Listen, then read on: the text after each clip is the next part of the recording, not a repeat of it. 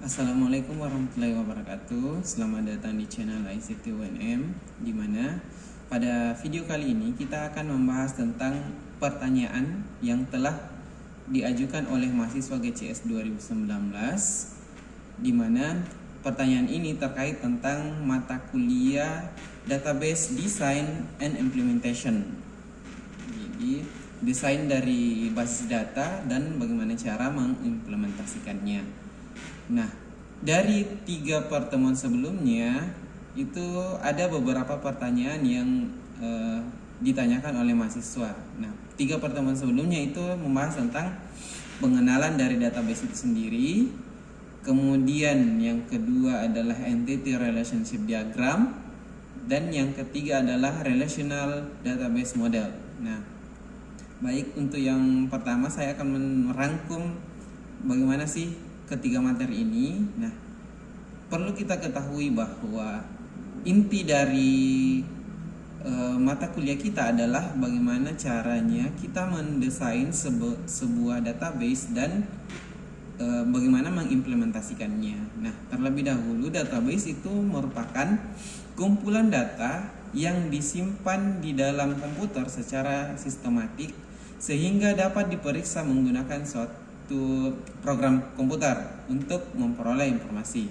Nah, ada istilah di dalam sini yang perlu diketahui, yaitu data dan informasi gitu.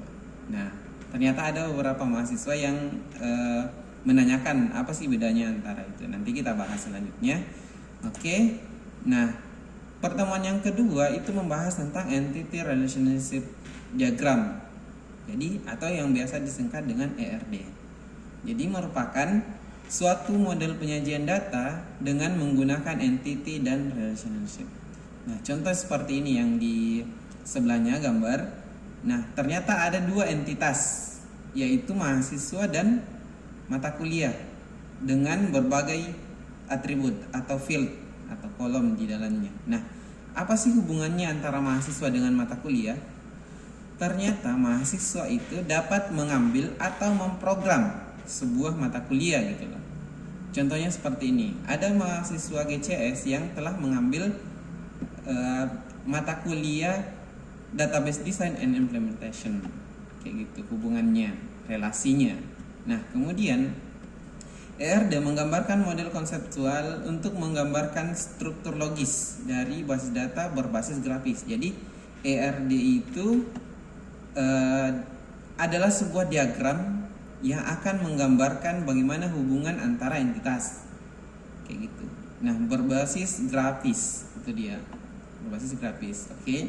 Tujuan dari penyajian ini adalah agar database itu dapat dipahami dan dengan mudah kita merancangnya, gitu. Jadi jika kita ingin membuat database itu kita harus mendefinisikan data apa saja yang akan dibuat, kemudian bagaimana relasinya antar data tersebut. Nah, itu. Nah, ketika kita sudah mengetahui kebutuhan tersebut, kita dengan mudah merancang ERD dan basis datanya. Oke. Nah, masih berhubungan dengan yang tadi sebelumnya, di materi ketiga relational database model itu lebih ke bagaimana cara merelasikan antara database, antar tabel gitu. Nah, tentunya ilmunya ini masih mengikuti ERD. Jadi terkadang pada penyusunan tugas akhir itu banyak yang diminta untuk membuatkan ERD dari sistem yang dibuat, misalnya sistem. Nah, contohnya seperti ini. Pada gambar di sebelah kanan ini terdapat tabel mahasiswa, tabel fakultas, tabel nilai, dan tabel mata kuliah.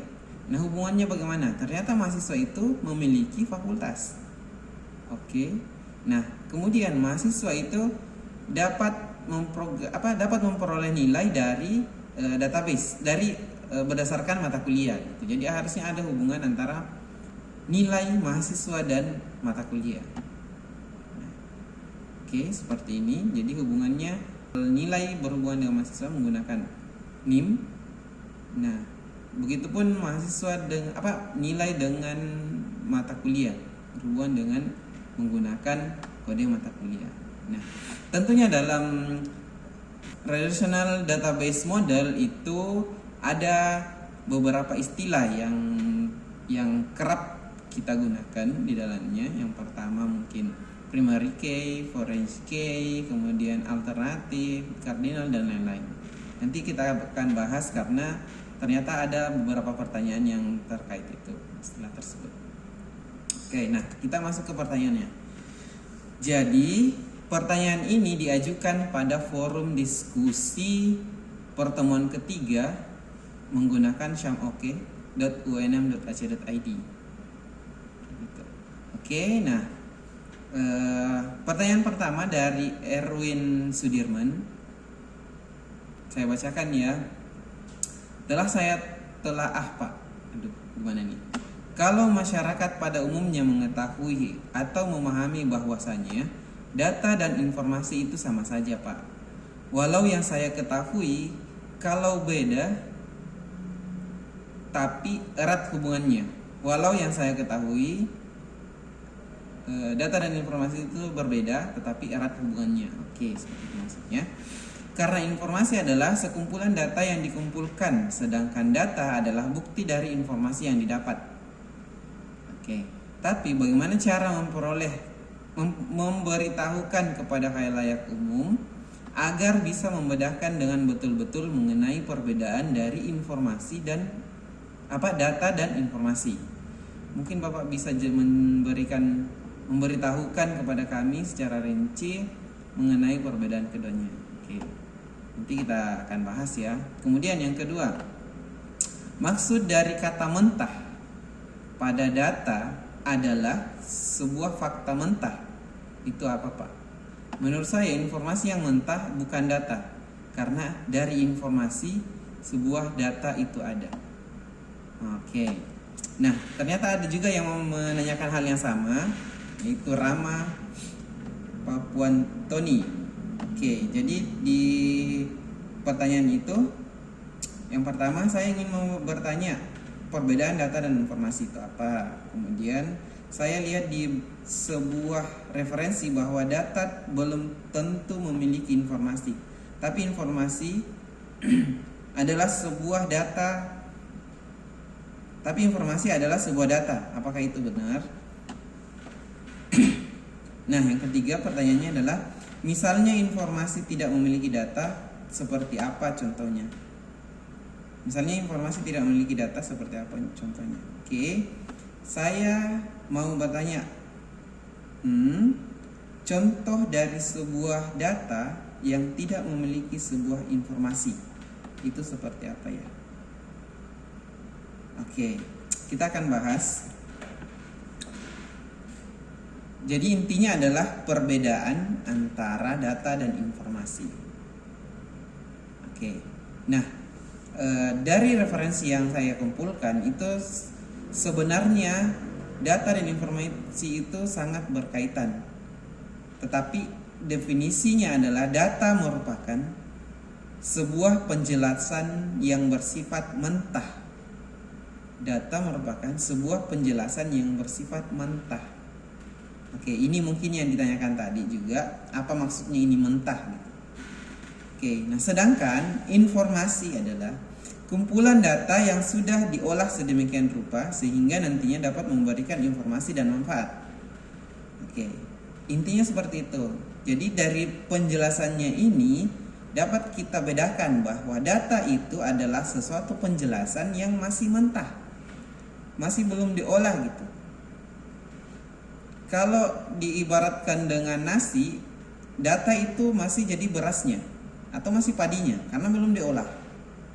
Kayak gitu. Masih mentah, belum bisa dicerna. Nah, beda dengan informasi. Jadi informasi adalah sekumpulan data yang sudah diolah gitu. Sehingga dapat menjadi informasi, dapat memberikan informasi dan manfaat. Seperti itu. Jadi perbedaannya adalah di sisi pengolahannya. Jadi data itu masih berbasis mentah, bersifat mentah karena belum diolah. Sedangkan informasi adalah data yang sudah diolah. Oke, kayak gitu ya. Nah, contohnya itu terdapat toko X yang menjual ATK sekolah yang sudah menjual selama 10 tahun. Data penjualan yang diperoleh itu merupakan penjelasan yang masih mentah. Data penjualan itu masih berbasis mentah, bersifat mentah. Tetapi informasi penjualan per bulan akan dipakai untuk manajemen pengambilan suatu keputusan. Contohnya seperti ini. Ternyata selama 10 tahun itu sebuah toko ATK sekolah misalnya telah mengumpulkan data bahwa misalnya bulan 1 si A membeli ini, si B membeli ini, si C membeli ini. Nah, kemudian itu adalah data. Nah, ketika data penjualan itu dianalisa, diolah, maka memperolehlah informasi. Contohnya seperti ini. Jadi dari data 10 tahun yang dikumpulkan itu, maka dapat diprediksi, dapat disimpulkan bahwa misalnya kapan sih pembeli banyak membutuhkan misalnya buku, catatan, pulpen dan lain-lain. Kapan sih paling banyak penjualan gitu. Sehingga toko ini harus menyiapkan stok barang yang cukup, barang yang lebih, karena takutnya pembeli melonjak membutuhkan barang itu. Nah, dari data yang dikumpulkan dapat disimpulkan misalnya, oh ternyata di bulan 1 itu penjualannya hanya segini, hanya 10 misalnya yang membutuhkan buku. Ternyata di bulan 2 itu di Februari mungkin ternyata gini, 12 dan lain-lain. Nah, dari data yang dikumpulkan misalnya data yang dikumpulkan itu pembeli banyak membutuhkan buku atau pulpen dan lain-lain itu saat penerimaan siswa baru misalnya, atau awal semester misalnya. Nah, banyak tuh yang membeli. Nah, itu adalah informasi, memprediksi. Jadi toko ini akan menyiapkan stok barang yang banyak ketika masa itu akan datang gitu. Intinya seperti itu. Nah, kembali lagi bahwa perbedaan antara data dan informasi adalah dari sisi pengolahannya. Nah, ada tadi yang menanyakan gini. Di sini ya, yang nomor 1 nih.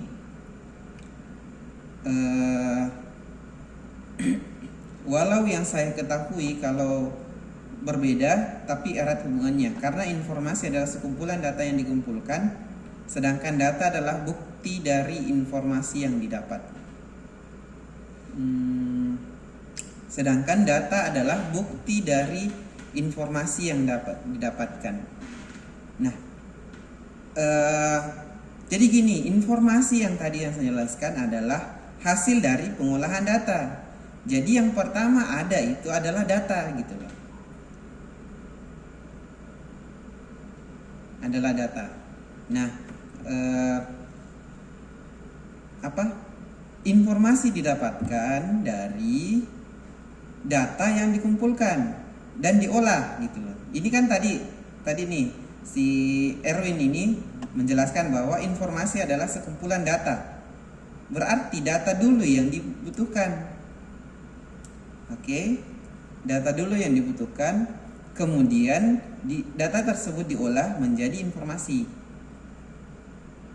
Oke. Nah, kata mentah sudah dijelaskan tadi bahwa mentah itu artinya belum diolah sama sekali, masih mentah. Oke. Nah, selanjutnya yang tadi saya sudah jawab yang nomor 1 nih, perbedaan data dan informasi. Selanjutnya yang nomor 2, saya lihat di sebuah referensi bahwa data belum tentu memiliki informasi, tetapi informasi selalu adalah sebuah data. Apakah itu benar? Nah, iya. Jadi data itu belum tentu menjadi informasi karena belum diolah. Sedangkan informasi itu memuat data karena ada data di dalamnya. Karena datalah yang diolah menjadi sebuah informasi. Intinya seperti itu. Jadi kita jika ingin menjelaskan ke khalayak umum itu seperti itu. Dari sisi database, basis data. Oke. Misalnya informasi yang tidak memiliki data itu seperti apa? Kalau berdasarkan penjelasan yang saya berikan tadi bahwa informasi itu adalah kumpulan data yang diolah, maka contoh ini saya tidak bisa memberikan contoh karena ya informasi selalu membutuhkan data gitu. Terdapat data di dalamnya. Oke. Nah, yang nomor 4, pertanyaan nomor 4. Contoh dari sebuah data yang tidak memiliki sebuah informasi. Jadi semua data, ya data belum memiliki informasi jika belum diolah. Gitu loh. Contohnya tadi yang seperti data penjualan. Dia hanya berbasis data penjualannya. Setelah diolah, dapatlah informasi bahwa misalnya, oh ternyata dalam bulan ini pembeli cenderung membutuhkan buku, cenderung membutuhkan kertas, seperti itu. Jadi perbedaan inti dari data dan informasi adalah dari sisi pengolahannya. Kalau data itu masih mentah dan belum diolah, sedangkan informasi itu data yang sudah diolah. Oke, saya rasa jelas. Nah, selanjutnya ada lagi masih Rama. Oke, dia menanyakan di chapter 2, referensi dari materi bahwa model entity relationship digunakan dalam analisa dan perancangan database. Saya ingin bertanya Pak, apa model ERD ini hanya bisa berlaku untuk data yang memiliki informasi atau database? Oke, contoh nomor 2, contoh dari model ERD yang memiliki data tapi tidak memiliki informasi itu gimana? Baik, jadi sebenarnya gini, database, basicnya adalah data, basis data. Jadi ketika kita ingin membuat sebuah aplikasi, yang disimpan adalah base-nya data, bukan informasi. Oke, intinya seperti itu. Jadi database berbasis data, kayak gitu. Jadi apapun yang disimpan di dalam itu merupakan data. Nah, setelah diolah barulah menjadi informasi, kayak gitu. Jadi apa yang disimpan di database? Yang disimpan di database adalah data, bukan informasi. Nah, setelah diolah, data tersebut dapat menghasilkan informasi, kayak gitu. Jadi model ERD ini hanya bisa berlaku untuk data yang memiliki informasi atau tidak. Ya, ERD ini ya untuk data, gitu. Yang memiliki informasi atau tidak ya setelah diolah baru memberikan informasi. Tetapi hanya data yang disimpan. Setelah data tersebut diolah baru menghasilkan informasi, kayak gitu. Nah, selanjutnya contoh ERD yang dibawa, tetapi pertanyaannya ini adalah contoh dari ERD yang memiliki data tapi tidak memiliki informasi. Ya gimana ya? Yang saya jelaskan tadi mungkin sudah dipahami bahwa ERD itu atau database itu yang disimpan adalah data yang belum memiliki informasi karena belum diolah. Setelah data diolah barulah menghasilkan informasi. Semoga itu menjawab ya. Kemudian contoh ERD, nah, seperti ini nih contohnya ya. Terdapat data prodi, kemudian data fakultas, kemudian data nilai, dan data hasil seleksi. Contohnya seperti ini. Jadi Sistem ini, database ini digunakan untuk menyeleksi mungkin dari sisi mandiri, misalnya ujian mandiri. Ada total nilai ini di dalam. Nah, ternyata ini adalah transaksi di mana fieldnya itu ID, nomor pendaftaran, masih nama, total nilai, bidik misi atau tidak, NPSN sekolah, nomor sekolah, PTN, kode prodi dan lain sebagainya. Jadi di sini ada koneksi antara nomor peserta, nomor pendaftaran dengan hasil. Jadi yang mahasiswa yang lulus itu akan disimpan di hasil. Yang akan diseleksi itu akan disimpan di sini. Data nilai total. Ternyata di nilai total itu ya terdapat data prodi yang diprogram, yang misalnya pilihannya gitu. Misalnya si A akan mendaftar di GCS gitu. Itu prodinya. Nah, di prodi itu ada data fakultas, misalnya GCS itu ada di teknik, kayak gitu. Ada relasi yang menghubungkan. Oke, ada hubungannya.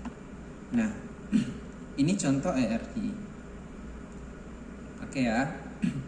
Nah, masih Rama yang menanyakan chapter 3 relational database model.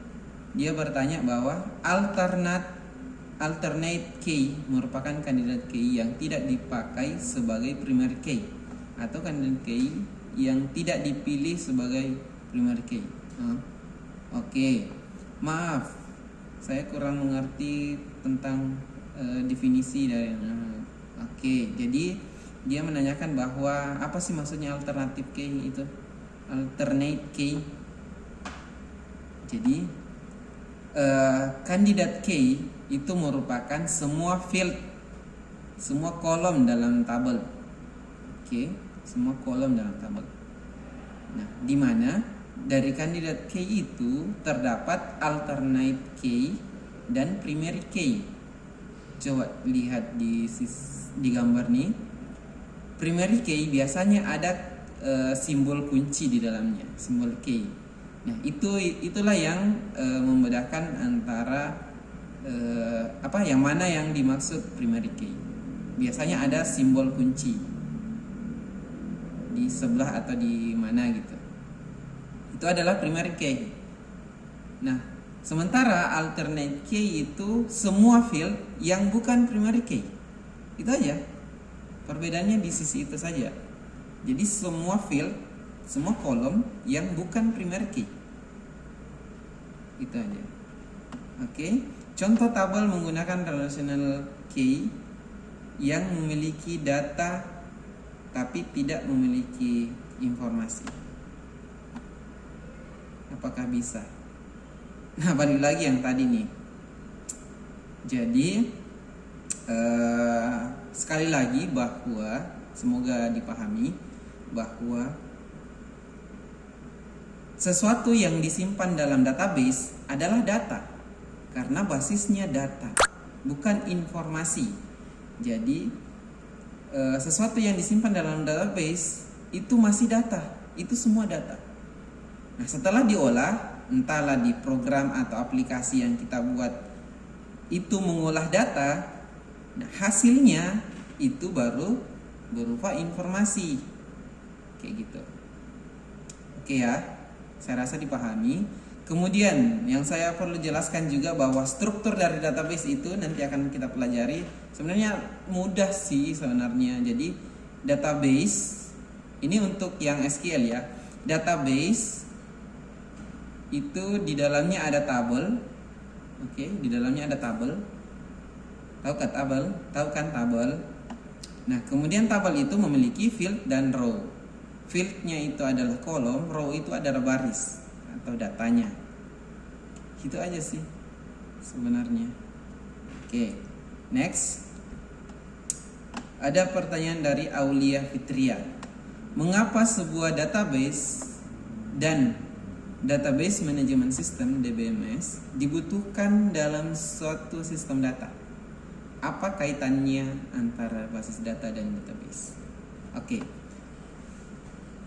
Sudah tahu kan pengertian dari database tadi itu yang sudah dijelaskan.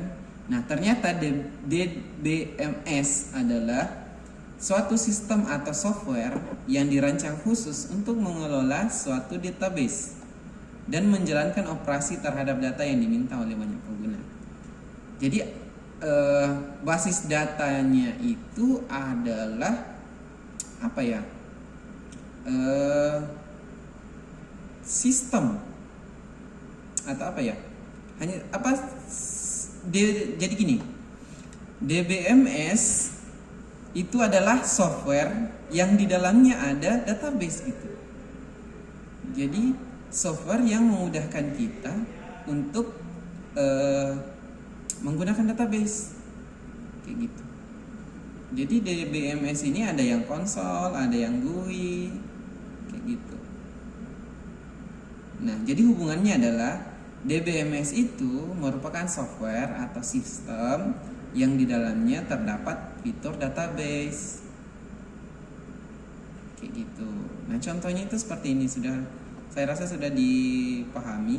Misalnya kalau punyanya Microsoft itu Microsoft SQL Server, Oracle, Sybase dan lain-lain. Yang paling sering saya gunakan adalah masih MySQL, lagi pelajari dengan Postgre. Oke. Nah, ada nih gambarnya di sebelah nih. Ternyata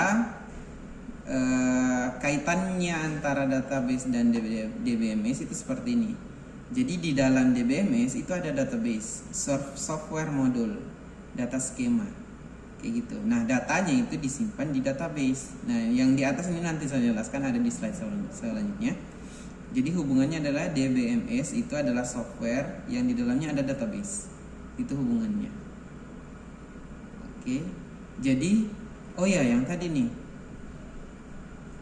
Nah, mengapa sebuah base data dan database manajemen sistem dibutuhkan dalam suatu sistem data? Oh, mungkin maksudnya apa sih keuntungan, apa sih, kenapa sih dibutuhkan ini database dan DBMS? Ya, yang saya jelaskan tadi bahwa database itu adalah tempat penyimpanan data gitu. Di mana lagi? Ya kalau berupa file mungkin di hard disk ya. Tapi dari sisi hardware. Nah, dari sisi software itu database. Base-nya data.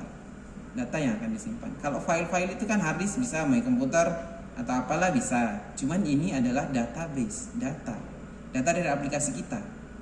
Nah, tidak mungkin data dari aplikasi itu kita buat PDF file misalnya. Nah, kalau kita butuh gimana? Kita harus membongkar PDF itu, kan rumit.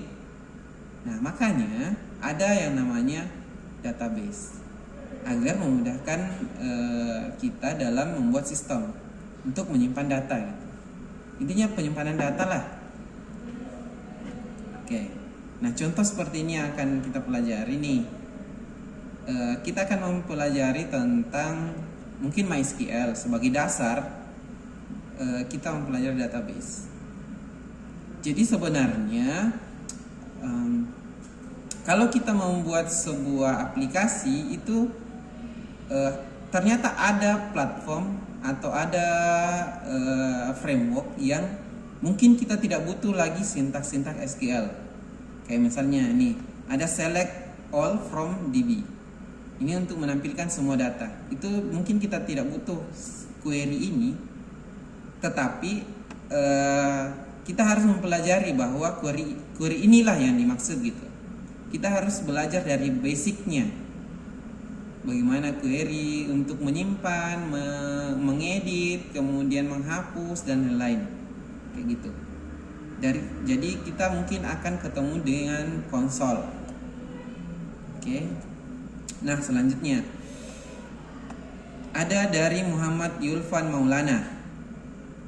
Pertanyaannya yang pertama, karena saya melihat di internet ada beberapa model lain untuk database sendiri, maka saya ingin tahu model relasional ini lebih cocok digunakan dalam pembuatan bentuk data yang seperti apa? Data yang seperti apa? Model relasi ini apa ya? Ya semua data Yang penting dia berelasi gitu. Contohnya seperti ini.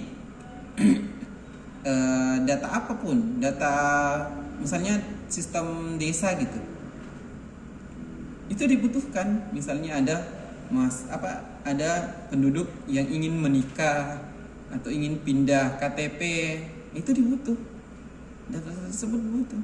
Jadi apapun data yang mau kita buatkan aplikasi, ya kita butuh database.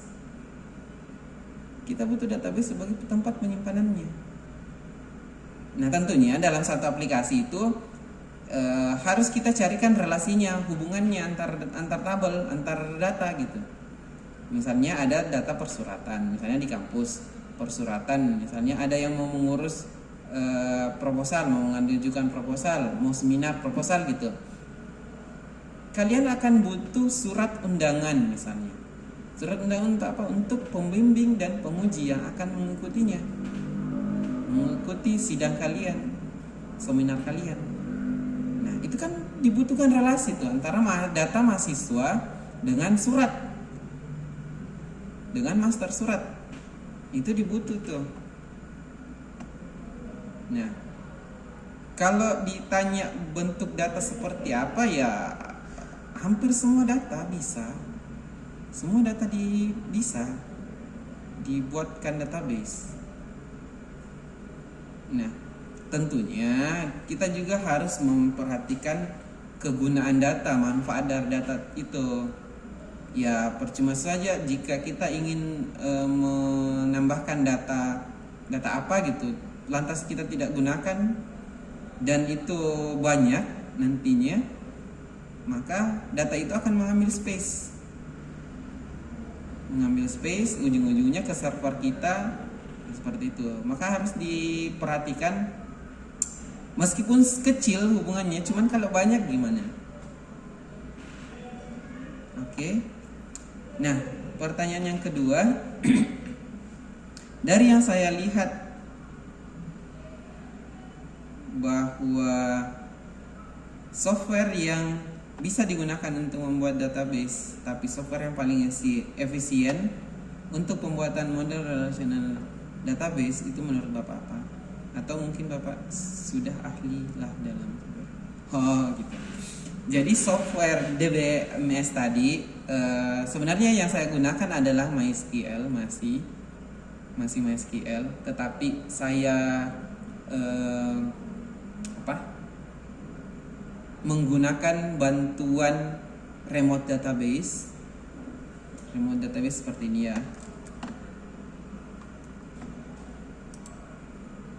Jadi yang saya gunakan adalah Navigate.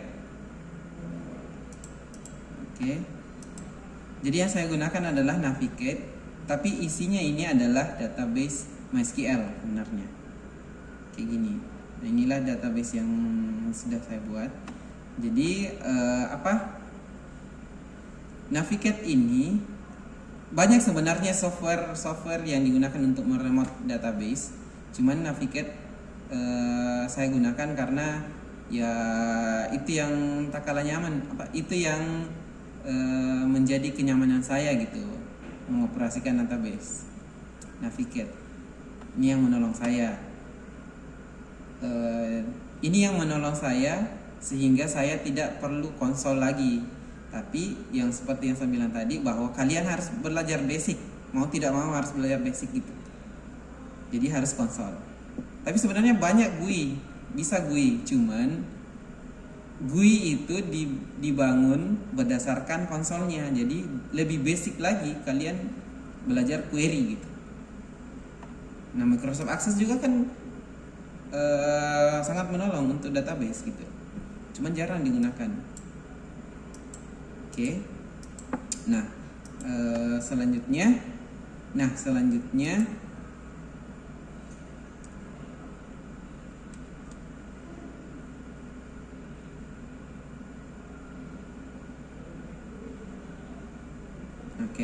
selanjutnya apakah bahasa untuk database hanya bahasa query? Oke. Nah, kita masuk ke database language. Jadi bahasa database itu merupakan bahasa yang digunakan oleh user atau pemakai untuk berinteraksi dengan DBMS yang bersangkutan. Oke. Nah, contoh bahasa base data itu misalnya SQL, Structured Query Language, DBS, SQL. Oke, dan masih banyak yang lagi. Seperti itu. Tetapi ada nih pertanyaan yang sering ditanyakan oleh orang yang mempelajari nih, SQL dan non SQL. Apa sih perbedaannya? Jadi ternyata basis data itu, database itu ada yang SQL, ada yang non SQL. Jadi dari strukturnya ya SQL, kalau non SQL ya non. Kayak gitu. Nah, penjelasannya kalau SQL itu dia base-nya adalah tabel. Bersifat tabel base. Jadi kalau SQL itu terdapat tabel, row, field dan lain-lain, itu bentuknya adalah tabel. Nah, tetapi kalau non SQL itu hanya database jenis ini cocok digunakan untuk database yang membutuhkan dataset yang besar seperti big data. Jadi rata-rata big data itu dia gunakan yang bukan SQL, non SQL. Ya contohnya kayak MongoDB dan lain-lain. Kalian bisa carilah referensi yang lain terkait perbedaan ini. Cuman yang menjadi dasar adalah kalau SQL itu dia base-nya adalah tabel base. Basicnya adalah tabel. Dia dalam strukturnya itu dia selalu menggunakan tabel. Nah, kalau non SQL itu hanya dataset yang besar gitu. Hanya data saja yang besar. Nah, non SQL ini juga banyak dipakai pada aplikasi jejaring sosial atau customer management yang struktur datanya bisa berubah sewaktu-waktu, tergantung dari perkembangan aplikasi. Nah, seperti itu. Jadi, SQL itu adalah strukturnya jelas. Kalau kita ingin upgrade aplikasi dan membutuhkan upgrade tabel, nah itu kita harus mengubah tabelnya. Harus masuk ke basicnya, harus masuk ke meskipun bisa di-coding, diperbaiki di sisi codingnya. Nah, tetapi kalau non SQL itu kita bisa membuatnya dinamis gitu. Datasetnya dapat berubah sewaktu-waktu. Oke, nah untuk penjelasan yang lebih panjang, kalian bisa mengunjungi ini, linknya di bawah. Kalian bisa mengetik kayak gitu, atau nanti saya simpan di deskripsi, bisa kalian kunjungi.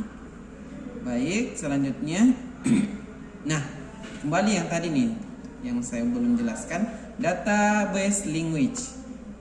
Yang pertama, DDL, Data Definition Language. Jadi ini merupakan bagian dari perintah SQL untuk create atau membuat tabel, view, sequence, synonym, user dan index. Drop itu untuk menghapus. Drop tabel, view. Create tadi untuk membuat ya. Drop itu untuk menghapus tabel, menghapus view, menghapus sequence dan lain-lain. Kalau alter itu lebih ke sudah ada database, sudah ada tabel, tetapi kita ingin menambahkan fieldnya untuk mengupdate tabel, bukan value ya, bukan isinya. Alter itu untuk mengupdate tabel, update-nya dari sisi mau ditambahkan fieldnya, mau dikurangi fieldnya, mau diubah fieldnya dan lain-lain kayak gitu. Kemudian 4 itu rename, pada tahu. Kemudian yang kelima itu truncate. Jadi truncate itu Jadi misalnya ada tabel nih, ada tabel yang mungkin ada ribuan datanya. Kalau kita truncate, maka data-data tersebut itu terhapus. Tetapi tabelnya, struktur tabelnya itu masih ada. Kayak gitu. Truncate itu untuk mengosongkan tabel gitu. Command ya untuk memberi command. Oke, nah selanjutnya adalah data manipulation language berguna untuk melakukan manipulasi dan pengambilan data pada satu database. Nah, manipulasi data ini yang dimaksud adalah, nah, kalau yang DDL tadi itu merupakan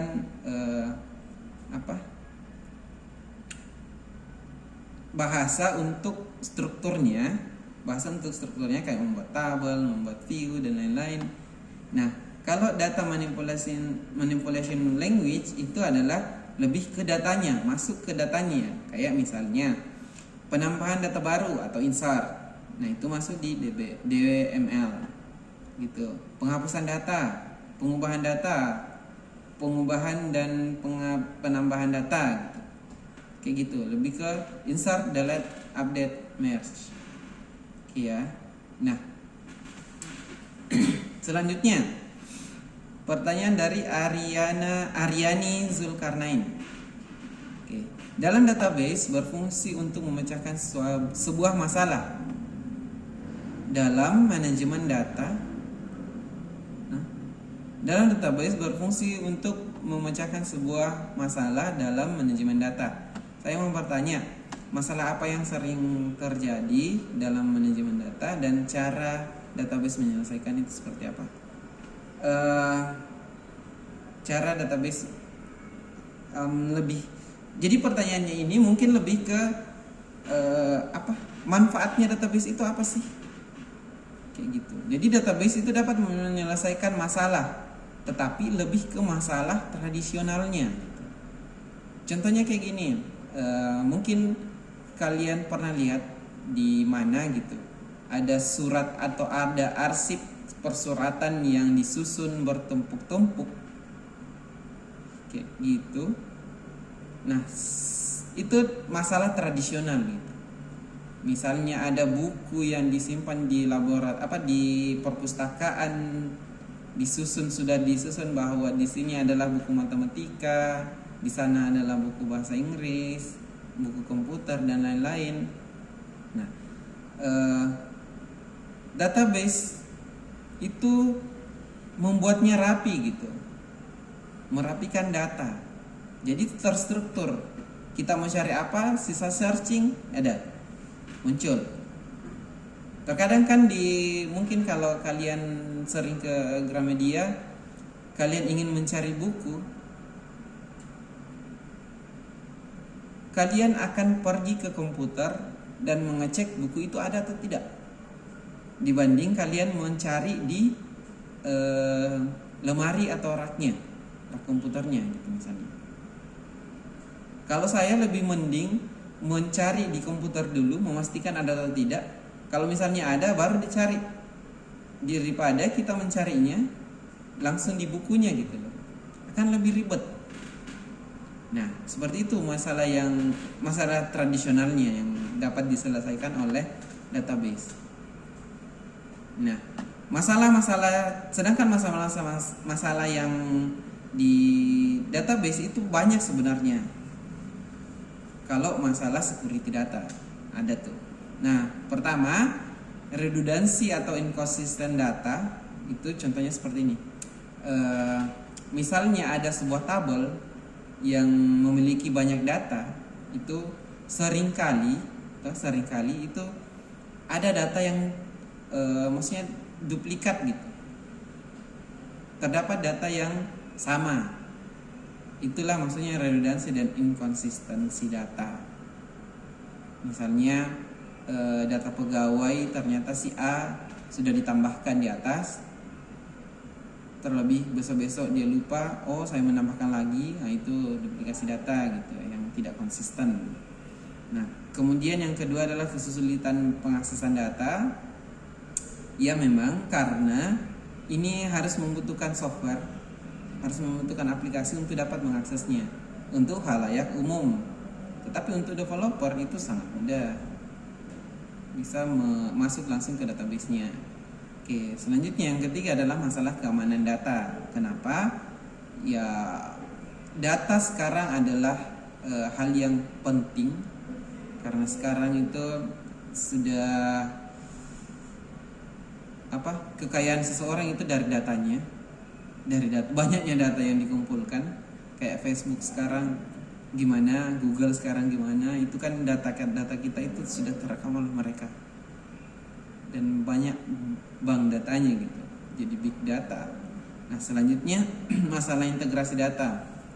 Nah masalah integrasi data juga itu sangatlah sulit, karena misalnya gini, kita sudah membuat data sistem database, tetapi kita ingin mengintegrasikannya ke sistem lain. Itu terkadang penamaan tabelnya itu tidak sama, makanya harus disamakan. Oh misalnya di universitas lain misalnya dia NPM, fieldnya NPM, ternyata kita di sini menggunakan NIM, itu kan tidak sama. Nah bagaimana caranya kita untuk mengintegrasikannya, itu yang menjadi masalah kayak gitu. Lebih ke karena yang field itu ya tergantung developernya menamakan apa. Yang penting dia mengerti apa maksudnya, itu ya udah aman. Nah, terkadang masalah-masalah seperti itu menimbulkan integrasi data yang bermasalah jika ingin diintegrasikan kayak gitu. Tetapi jika tidak ingin diintegrasikan ya aman saja. Oke, ada lain-lain banyak kok. Jadi kalian bisa searching apa saja masalah yang ditemukan di database. Nah, oke, selanjutnya ada dari Lutfi Karimah untuk chapter 3. Oke. Pada halaman 13 sampai 16. Saya belum terlalu paham dengan perbedaan relation key, apalagi saat langsung dipraktekkan dengan menggunakan SQL. Dengan menggunakan Microsoft Access. Oke. Slide 13 sampai 16. Saya sudah rangkum juga nih. Jadi relational key. Ternyata di relational key itu ada istilahnya super key dan candidate key. Nah, super key itu adalah satu atribut atau kumpulan atribut yang secara unik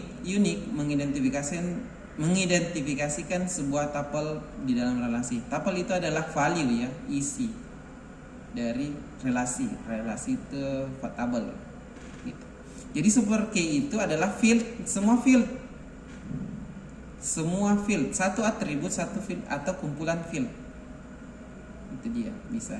Nah, tetapi candidate key itu adalah sebuah atribut atau satu set minimal atribut. Jadi intinya gini, super key itu bisa satu atribut atau bisa kumpulan atribut 2 atau 3. Kalau candidate key hanya boleh satu gitu. Perbedaannya dari sisi itu.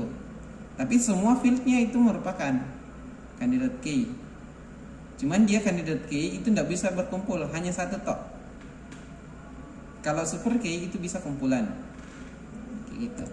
Oke, nah selanjutnya primary key itu adalah satu atribut yang tidak hanya mengidentifikasikan secara unik suatu kejadian, tetapi juga mewakili setiap kejadian. Primary key itu pembeda antara satu dengan yang lain. Itu intinya, pembeda antara satu dengan yang lain. Karena primary key ini tidak boleh sama, harus unik. Karena misalnya dia akan menjadi mewakili gitu. Satu field itu akan mewakili beberapa data, beberapa field, semua field kayak gitu. Nah, foreign key itu lebih ke relasinya, bagaimana cara merelasikan. Jadi misalnya di tabel A ada NIM, tabel B ada NIM, nah itu yang direlasikan. Nah, itu foreign key. Oke, yang merelasikan. Nah, alternatif key itu candidate key.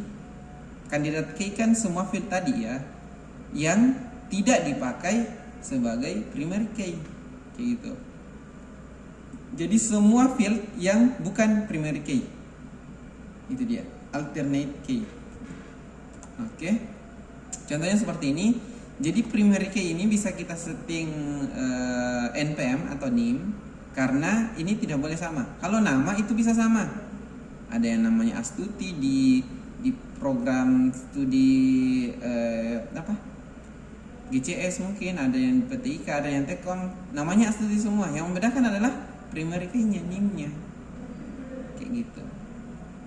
Nah, alternate key itu semuanya ini 2. Candidate key itu semuanya primary key kayak gini. Biasanya itu primary key lebih ke penamanya itu kayak ID mahasiswa atau NIM, nomor induk atau kode. Itu sih yang paling umum digunakan orang. ID, kode. Itu sih yang tidak boleh sama gitu. Nah, foreign key itu yang menghubungkan antara field, antar tabel. Kayak ini. Director nomor. Nah, tetapi biasanya foreign key itu selalu primary key untuk data master. Kayak ini, director. Ternyata ini adalah master data director yang dibutuhkan di data film. Director. Oke. Jadi selalu ini adalah di primary key yang dipanggil sebagai foreign key. Karena ini menjadi wakil dari data-data yang lain. Makanya dia digunakan foreign key. Nah, sebaiknya ya sarannya foreign key itu selalu sama. Sarannya. Tetapi terkadang ada juga programmer yang mungkin lupa sehingga sehingga dia membuat field yang tidak sama. Cuman dari sisi ERD relationship-nya itu bisa ditarik saja kayak gitu. Oke. Nah, saya contohkan membuat database saya telah buat database di Microsoft Access, di Access toh kayak gini. Saya buat nih mahasiswa. Jadi yang belum tahu menggunakan Access mungkin secara desainnya, kalau kita ingin mendesain view, mendesain fieldnya di sisi ini, view, kita menambahkan. Oke. Nah, kalau dari sisi data kita bisa ngeklik view kayak gini. Oke ya. Field itu untuk desain view. Design view maksudnya ini design view. Ini kan ada dataset atau design view. Oke ya. Jadi saya telah membuat 3 nih tabel: siswa, mata kuliah, dan transaksi pengambilan mata kuliah. Nah, saya juga telah membuat query nih kayak gini. Ini dia. Nah, saya tambahkan nih ketiga. Jadi sisa klik kanan atau add table. Ini add table, centang oke add kayak gitu. Nah, kemudian tarik nih. Apa yang dihubungkan nih kayak gini. Sisa ditarik gitu. Misalnya ini hilang, saya akan menghubungkan ini kayak gitu. Nah, yang di bawah ini apa yang akan kita tampilkan? Misalnya di tabel mahasiswa saya akan menampilkan NIM. Tabel nama mahasiswa lagi menampilkan nama mahasiswa lagi untuk prodi. Mata kuliah kode prodi, kode mata kuliah nama mata kuliah. Ataukah kalau kalian ingin menambahkan semua sisa ini, klik ini. Nah, dia akan menambahkan semua, menampilkan semua. Tetapi kalau kalian ingin menampilkan satu persatu, sisa klik satu persatu kayak gitu. Oke, saya ini menonaktifkan ya. Nah, setelah selesai merancang database query-nya, sisa running. Nah, maka didapatkanlah ternyata ada satu data yang ada di mahasiswa ini yang memprogram mata kuliah ini dari base-nya transaksi. Ini mahasiswa NIM-nya ini memprogram mata kuliah 1. Maka akan muncul namanya. Ini adalah query, cara penggunaan query dari relationship, hubungan antara data mahasiswa dan data mata kuliah kayak gitu. Oke ya, selanjutnya mungkin di pertanyaan terakhir, mohon izin saya mengajukan pertanyaan. Oke, apakah dalam setiap tabel itu wajib memiliki primary key? Jika wajib ada primary key-nya, mungkin dari referensi yang saya peroleh, mohon kiranya dijelaskan. Terlihat pada tabel di bawah terdapat sebuah tabel tidak memiliki primary key. Kemudian jika kita melihat tabel di bawahnya, apakah kita dapat menyimpulkan bahwa tidak selamanya sebuah tabel memiliki primary key? Oke, jadi pertanyaannya bagus. Jadi primary key itu tidak selamanya ada di setiap tabel, gitu loh. Yang mendesain itu adalah kita, developernya. Yang membuatnya ada, memberikan primary key ada atau tidak, itu kita, itu developernya. Tetapi kalau saya itu saranin selalu menggunakan primary key. Kenapa? Karena itu menjadi penanda, pembeda antara satu dengan yang lain. Ada kan masalah tadi kayak misalnya redundansi data, data yang terduplikat, kayak gitu. Nah, untuk mengatasi masalah itu kita menggunakan primary key, agar primary key lah yang menjadi pembeda antar data itu, kayak gitu. Oke. Jadi misalnya seperti ini, ada transaksi saya misalnya membeli buku pada hari ini, hari Senin kemarin toh, membeli buku. Tetapi besoknya saya akan membeli buku lagi dengan buku yang sama, datanya sama, itu kan double. Nah, apa yang membedakan itu? Padahal datanya sama gitu loh. Tapi harinya berbeda. Datanya sama, bukunya sama. Nah, makanya itu kita membutuhkan primary key agar menjadi pembeda antara data satu dengan data yang lain. Tetapi tidak mesti menggunakan primary key. Terdapat juga, kadang juga sebuah tabel itu memiliki lebih dari satu primary key. Terkadang kita memiliki lebih dari satu primary key. Gitu. Jadi primary key bisa kita setting, bisa tidak ada, tetapi sebaiknya ada. Saya tekankan lagi, tetapi sebaiknya ada, dan terlebih bisa menggunakan lebih dari satu. Oke, mungkin seperti itu pertanyaan-pertanyaan yang ada. Ada beberapa nih yang sudah dijelaskan.